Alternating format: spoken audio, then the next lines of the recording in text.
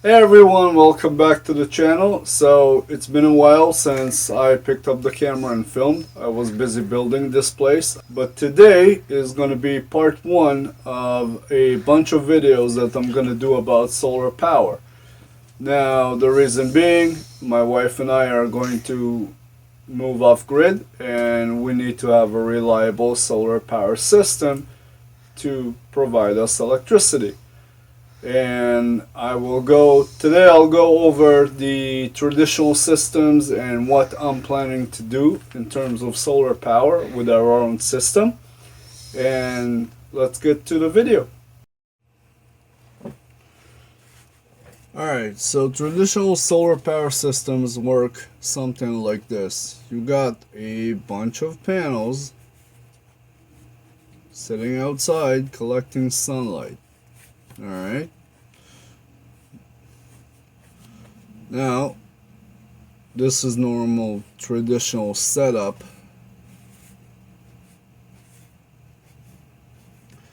And on the traditional setup, you're going to have some solar powers connect in parallel, some solar powers connect in series. Hang on a second. Alright, so that's going to be a series. And this one's going to be parallel. Okay, so this would be a traditional setup. Some of the panels are going to be in series, some of the panels are going to be in parallel. Now, the way you would set that up is you would send that array into a charge controller, like so. And then you're going to have a battery bank that is going to be either in parallel or series, of course depending what type of array you have. Some are going to be in parallel, some are going to be in series. This would be a traditional battery bank, traditional power system, whatever you want to call it. This would be your battery bank,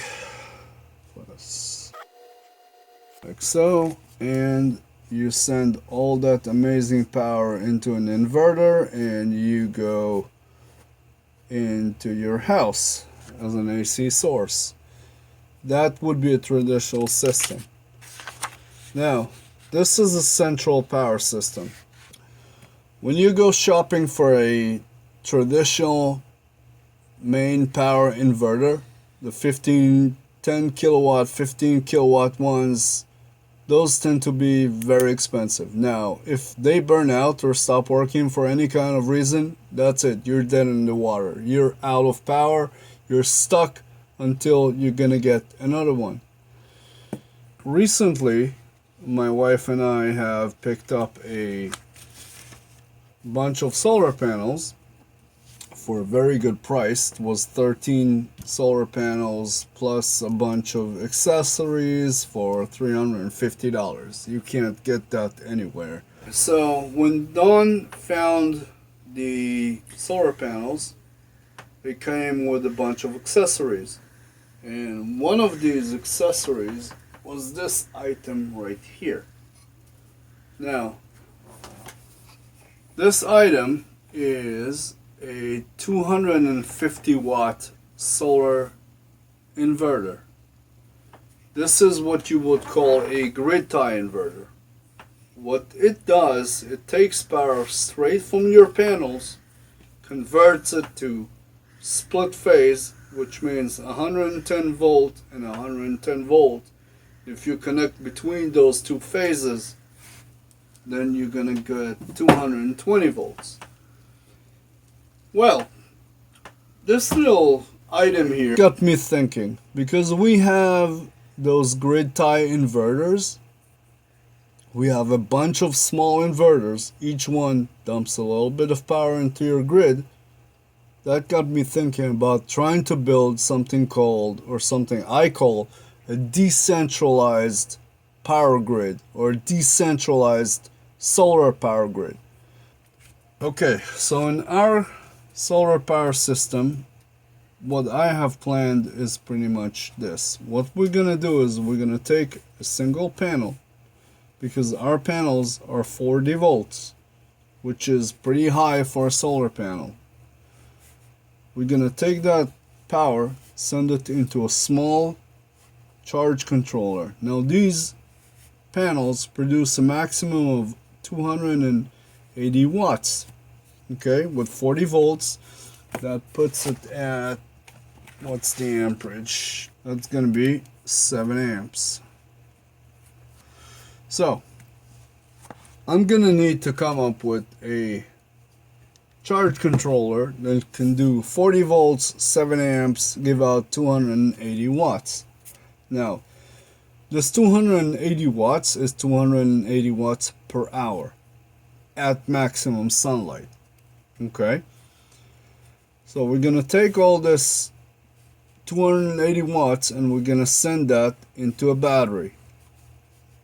Or actually a battery array that's gonna be probably hooked up in parallel, like so.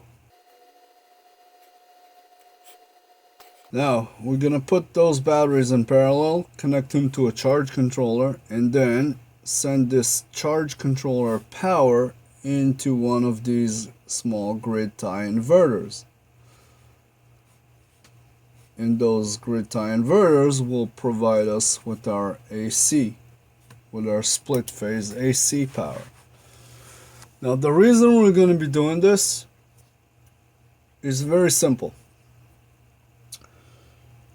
When you look for an inverter, a traditional inverter, let's say 10 kilowatt, 15 kilowatts, those tend to be very, very expensive. And once your inverter burns out, that's it. You're out of power. And you gotta go shopping for another inverter. Now, these small grid tie inverters are great because what they do is each one of them dumps 280 watts into your grid. And the way they do that is you fire one of these up, the first second or two, they won't give you any electricity.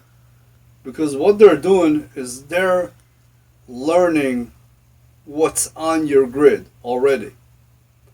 They're pretty much sampling your electricity. And if there is no electricity on your system, then they start producing their own signal. The reason why they do that is because when there's power on your grid, you want to sync up with it.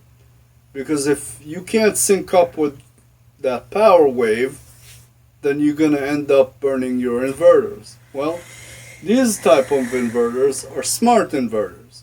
And the first one's going to be fired up. It's going to try to sample. There's no signal on the line, so it will create its own signal. Now, once the second one, third one, fourth, and the rest of them are going to measure your signals on your grid, they're going to sample them, and then they're going to mimic the same power exactly. So that's going to create a pure sine wave for our power grid, which is not going to burn our electronics down. And it's going to be a lot easier to handle in terms of buying components, because if one of these burn out, well, oh what, we lost 280 watts of power. Right? We just buy another one. Yes, a little bit more expensive in the long run, but in the long run, it's a better system. Because one of these goes out, you're not out of power. You're just out of 280 watts of power, which is not a problem because you have another 12 of them producing more power. What I'm going to do is I'm going to set up a decentralized solar power system.